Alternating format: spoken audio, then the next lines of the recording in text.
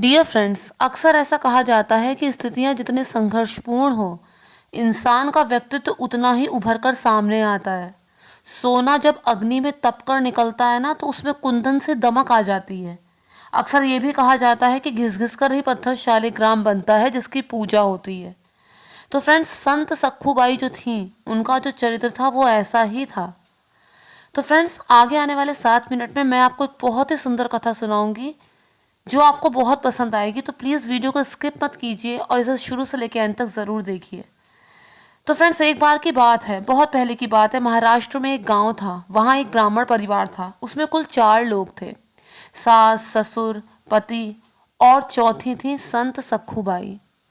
वो बचपन से ही महात्माओं के संग रहकर, साधु संतों के संग में रहकर इतनी भक्ता थी, इतनी सती साध्वी थी, कृष्ण के प्रति तन्मय रहने वाली, कृष्ण के प्रति प्रेम रखने वाली, एक निष्ठ रहने वाली थी। लेकिन ऐसा कहा जाता है कि कुछ प्रारब्ध ऐसा होता है, जो ईश्वर के सबसे ज़्यादा निकट होते हैं। भगवान परीक्षा भी उनकी सबसे ज़्यादा लेते हैं। उसके सास, ससुर और उसका पति तीनों बहुत ही अधम और दुष्ट स्वभाव के थे, एक ही राशि के थे, दूसरे शब्दों में धुंधकारी थे। उसे बहुत कष्ट देते थे, उसे मारना, पीटना, गाली गलौज करना, चैन से उसे खाने तक नहीं देते थे। अपना सारा काम करवाते थे उससे, एक नौकर की तरह। लेकिन कभी उससे प्रेम के 2 बोल तक नहीं बोलते थे। बल्कि उसकी सास तो ऐसी थी कि जब तक उसे 4 थप्पड़ ना मार ले, उसके बाल ना खींच ले, तब तक उसे राजभोग भी हजम नहीं होता था। जैसे 32 दांतों के बीच में जीभ रहती है ना, वैसे ही सक्कूबाई वहां पर रहती थी। जैसे कसाईयों के बीच में कोई गाय फंस गई हो, सक्कूबाई बिल्कुल वैसे ही रहती थी। कभी किसी से रोना नहीं रोती थी, कभी किसी से शिकायत नहीं करती थी। और अगर कभी पति से कुछ कहना भी चाहे तो उल्टे और उसे 4 थप्पड़ लगाता था। इस तरह उसका जीवन बीत रहा था। इस तरह की विषम परिस्थितियों में रहने के बावजूद वो ईश्वर का धन्यवाद करती थी। वो कहती थी कि यदि परिवार अच्छा होता, ये लोग मुझसे स्नेह भाव रखते, तो मैं कृष्ण के प्रति कैसे एकनिष्ठ हो पाती। प्यार बढ़ जाता ना। मन में एक वहम आ जाता कि ईश्वर के अलावा और भी कोई मेरा इस दुनिया में है। लेकिन भगवान ने मुझे ऐसा परिवार इसीलिए दिया कि मैं उनके प्रति एकनिष्ठ रह सकूं, उनकी भक्ति कर सकूं। और इसी में वो अपना भाग्य मनाती थी। इस अपार दुख को वो भोग रही थी, देखने वालों की भी आंखें नम हो जाती थीं। एक बार एक पड़ोसन उसके पास आई और कही, तुम इतना कष्ट भोग रही हो, तुम्हें चैन से सुख नहीं है, न खाने को मिलता है, बचा कुचा खाती हो, फटे पुराने कपड़े पहनती हो। तुम्हारे नैहर में क्या कोई नहीं है, तुम्हारे मायके में, जो आ जाए तुम्हें यहाँ से लिवा जाए, जो तुम्हारी कोई सहायता कर सके। इस पर वो हंसती है। वो कहती है, अरे मेरा नैहर तो पंढरपुर में है, और विट्ठल और रुक्मणी जी जो हैं वही मेरे माता पिता हैं। उनके असंख्य बच्चे हैं। वो उनकी व्यवस्था में कुछ ऐसे लगे हैं कि उन्हें शायद मेरी याद नहीं है, भूल गए हैं, इसीलिए मेरी सुध लेने नहीं आ पा रहे हैं। अब पड़ोसन को क्या पता कि वो किन की बात कर रही है। पंढरपुर महाराष्ट्र में एक पवित्र धाम है, जहाँ पे विट्ठल जी और रुक्मणी जी विराजमान हैं। यहीं आषाढ़ शुक्ल पक्ष की एकादशी को बड़ा भारी मेला लगता है।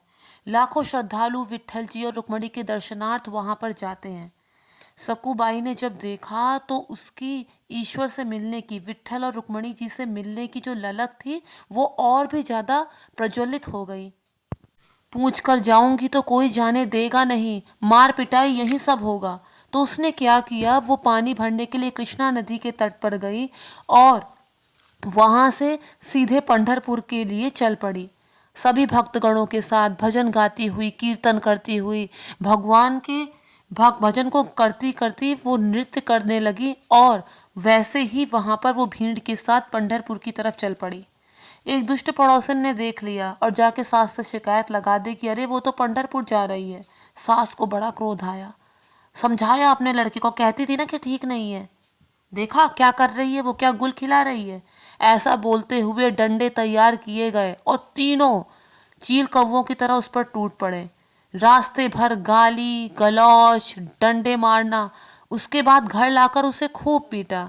उस पर भी सास ने कहा, अरे इतनी मार से इसका काम नहीं चलेगा, इसे इतना मारो कि चलने लायक ना बचे, हाथ पांव रस्सी से बांध दो। अभी यात्रा में 2 हफ्ता शेष है, कहीं फिर ना भाग जाए। इसे रोटी मत दो, इसे पानी मत दो, कुछ मत दो, ऐसा ही बंधा रहने दो। अब सास की आज्ञा से ही सब काम हुआ। खूब जकड़ के रस्सी बांध दी गई। खाना पीना उसे ठीक से मिलता नहीं था। घर में अनेक पदार्थ सास बनवाती तो थी, लेकिन उसे रूखा सूखा और बासी मिलता था। कभी कोई खाने पीने की चीज उस तक पहुंचने ही नहीं दी। जो बचा कुचा होता था किसी तरह खाकर अपना दिन काट रही थी और अथाह का काम करती थी। पूरा शरीर दुबला पड़ा हुआ था और वैसे ही जकड़ के रस्सी बांध दी। रस्सी अंतर तक धंस गई। सक्कू भाई को इस बात का दुख नहीं हुआ कि उसे इतना मारा पीटा गया।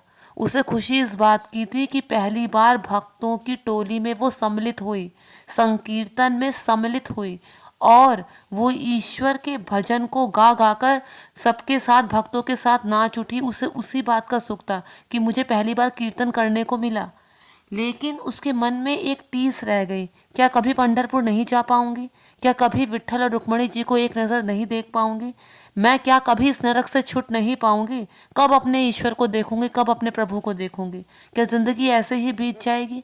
बस वो भगवान से प्रार्थना करने लगी कि कम से कम एक बार मुझे अपने दर्शन तो करा दो। अब जब भक्त इतना कष्ट में हो तो भगवान चैन से कैसे रह सकते हैं? भगवान बड़ी चिंता में। रुक्मणी जी ने पूछा कि क्या बात है? तो उन्होंने कहा कि मेरा एक भक्त है, लेकिन तुम्हें कुछ दिन यहाँ पे रुकना पड़ेगा, विरह सहना पड़ेगा, क्योंकि वो भक्त ऐसा नहीं है कि मैं दर्शन देकर वापस आ जाऊं। मुझे कुछ दिन वहां जाना पड़ेगा। अगर एक ही बार का काम होता तो बिना तुम्हें बताए तुरंत चला गया होता, लेकिन तुम्हारे सामने चिंता व्यक्त की क्योंकि मुझे वहां कुछ दिन लगेंगे। ऐसा रुक्मणी जी को समझाकर वो वहां पहुंचे जहां सक्कूबाई बंधी हुई थी। एक सुंदर नव युवती का रूप धारण करके उसके पास आए। अरे, तुम मुझे जानती नहीं हो, लेकिन मैं तुम्हारी बड़ी पुरानी सखी हूँ, हमेशा तुम्हारा मंगल ही चाहती हूँ। बताओ तुम्हें किस बात का कष्ट है? सुना है तुम पंढरपुर जाना चाहती हो। वो पूरी बात बताती ही कहती, लेकिन हाँ, मैं तो यहाँ बंधी हुई हूँ, मैं नहीं जा पाऊंगी। तो उसने कहा कि बिल्कुल तुम जा सकती हो, मैं तुम्हारी रस्सी खोल देती हूँ, तुम जाओ और किसी प्रकार की चिंता मत करो। भगवान ने उसकी रस्सी खोल दी और वो भक्तों की टोली के साथ पंढरपुर की तरफ चल पड़ी। अब इसके बाद भगवान उसकी जगह बंध गए और उन्होंने बिल्कुल सक्कूबाई का रूप धारण कर लिया। वैसे ही फटे पुराने कपड़े, वैसे ही दुबला पतला शरीर, वैसे ही जख्मों की मार, रस्सी में बंधे हैं भगवान।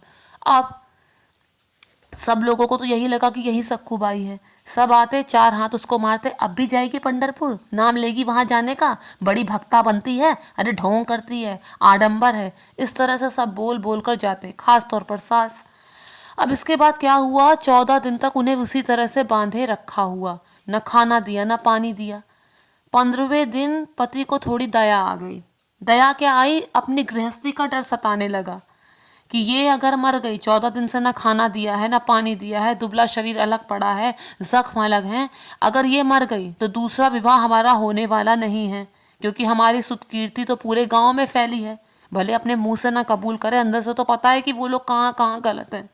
तो उसने कहा कि अगर मर गई तो दोबारा दूसरा विवाह होने नहीं वाला, चलो इसे मुक्त करते हैं। उसे खोला और उसके बाद उसे पानी पीने को दिया। कहा अब तुम स्नान करके आओ, रसोई बनाओ। वैसा ही हुआ। अब सकूबाई के रूप में जो भगवान थे वो बिल्कुल सकूबाई की तरह व्यवहार करने लगे और वैसे ही रसोई पकाने लगे जैसे कोई सुघड़ गृहिणी हो, बिल्कुल वैसे ही। अब जब भगवान का बनाया हुआ भोजन इन तीनों दुष्टों के भीतर गया तो इनका हृदय परिवर्तन हो गया। हो सकता है भगवान ने खुद ही हृदय परिवर्तन कर दिया। 14 दिन से भूखे प्यासे वहां बंधे खड़े हैं, किसी को सुध नहीं। तो क्या हुआ? उनका हृदय परिवर्तन हो गया और धीरे धीरे वो सक्कूबाई से प्रेम वाला व्यवहार करने लगे, उसके साथ सम्मान से बातचीत करने लगे। सबका हृदय परिवर्तन हो गया, सब सक्कूबाई से प्रेमपूर्ण व्यवहार करने लगे।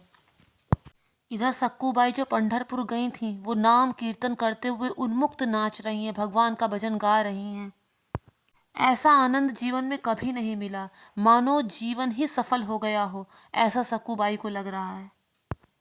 वो भूल गई कि हमारी जगह कोई और सखी वहां पर बंधी हुई है और बस वो उन्मुक्त हो रही हैं, आनंदित हो रही हैं, प्रभु का नाम कीर्तन कर रही हैं, नाच गा रही हैं। दिल्ली में ना तो कोई ब्राह्मण है ना कोई शूद्र, बस सब भगवान के भक्त हैं, भगवान का जय घोष हो रहा है, नाम कीर्तन हो रहा है और सखूबाई उन्मुक्त होकर नाच रही हैं, नाम कीर्तन में लगी हैं। सक्कूबाई चंद्रभागा में स्नान करके श्रीहरि के दर्शन को गईं और श्रीहरि की जब वो मूर्ति उन्होंने देखी तो वो एकदम आनंद विभोर हो गई। आंखों से आंसू झलक पड़े। लगा कि जैसे जीवन सार्थक हो गया है। प्रण कर लिया कि अब वापस पंढरपुर की सीमा नहीं लागूंगी, मेरा ये शरीर जब तक है मैं यहीं पर रहूंगी, ऐसा उसने प्रण कर लिया। प्रभु की वो श्याम मनोहर मूर्ति जो सक्कूबाई को मुग्ध किए हुए थी, उसमें साक्षात प्रभु उसे नजर आ रहे थे। वो पीतांबरधारी प्रभु, वक्ष स्थल में पुष्पमाला, तुलसी की माला, उन्हें देखते ही बस वो आनंद के समुद्र में डूब गई। और प्रभु की वो छवि निहारते निहारते ही सक्कू के प्राण निकल गए। अब सक्कूबाई ने जब अपने प्राणों को छोड़ दिया तो उनका मृत शरीर वहां पड़ा हुआ था। उस भक्त मंडली में एक ब्राह्मण भी थे जो सक्कूबाई को बहुत अच्छी तरह जानते पहचानते थे। तो जब उन्होंने मृत शरीर देखा तो अन्य अपने ब्राह्मण मित्रों के साथ मिलकर उसकी अंत्येष्टि कर दी और वापस जब यात्रा समाप्त हुई तो उसके बाद वापस अपने गांव को आए। अब उस ब्राह्मण को जाके सूचना दी कि तुम्हारी बहू जो सक्कूबाई थी वो वहां पर भक्त पंढरपुर गई हुई थी, वहीं उनकी मृत्यु हो गई, उनकी अंत्येष्टि करके आ रहे हैं। बड़ा आश्चर्य हुआ, ये आप क्या कह रहे हैं, ये कैसे संभव है? वो तो वहां गई ही नहीं थी, उन्हें तो यहाँ बांधा हुआ था हमने, और वो तो घर में काम कर रही हैं। तो उन्होंने कहा कि नहीं, मैं बिल्कुल सच कह रहा हूँ, ऐसा ही हुआ है। इधर रुक्मणी जी को बड़ी चिंता हुई कि उधर सक्कूबाई प्राण त्याग चुकी है और यहाँ पर जो विट्ठल जी हैं वो सक्कूबाई का रूप धारण करके उसके घर में हैं, तो क्या पूरा जीवन वही रहेंगे? तो उन्होंने क्या किया, जो सक्कूबाई का शरीर था जो जल चुका था, उसमें जो राख थी, हड्डियां थी, उन्हें एकत्रित किया और फिर से सक्कूबाई को जिला दिया, नवीन शरीर दिया और कहा कि तुमने प्रण किया था कि तुम्हारा जो शरीर है वो पंढरपुर की सीमा नहीं लांघेगा, तो तुम्हारा वो शरीर तो छूट गया है, लेकिन अब ये जो नवीन शरीर तुम्हें मिला है, अब तुम इसे लेकर वापस अपने गांव को जाओ और तुम्हारी जगह जो विट्ठल जी हैं वो वहां पर हैं जो तुम्हारी भूमिका निभा रहे हैं, अब उन्हें तुम वहां से विदा करो। स्वप्न में रुक्मणी जी का दर्शन पाकर उनसे ये बात सुनकर सक्कूबाई वापस अपने गांव को जाने लगी और जब वो गांव में गई तो कृष्णा नदी के तट पर वो पहुंची ही थी कि वहां पर वही नवयुवती जो भगवान बनकर आए थे, वही नवयुवती उन्हें दिखाई दी। वो उन्हें घड़ा देती हैं कि तुम जल भर के अपने घर को जाओ और अब तुम्हारे जीवन में कोई कष्ट नहीं होगा। ऐसा कहकर भगवान विट्ठल वहां से चले गए। सकुबाई वापस अपने घर को जाती हैं और वहां पे सास ससुर और पति का बदला हुआ व्यवहार देखकर बड़ा आश्चर्य होता है। फिर लगता है कि ये भगवान विट्ठल नाथ जो हैं, जो पांडुरंग हैं, ये उन्हीं की कृपा है। और उसके बाद सकुबाई वहां पर रहने लगती हैं। अब जब ब्राह्मण ये बात बताता है तो सकुबाई को बुला के पूछा जाता है कि क्या ये सच है, तुम पंढरपुर कब गई? तो सकुबाई कहती हैं कि ये सत्य ही कह रहे हैं। हाँ, मैं पंढरपुर गई थी, एक नवयुवती मेरे पास आई थी, उसने मेरे बंधन खोले और मुझे पंढरपुर जाने में सहायता की।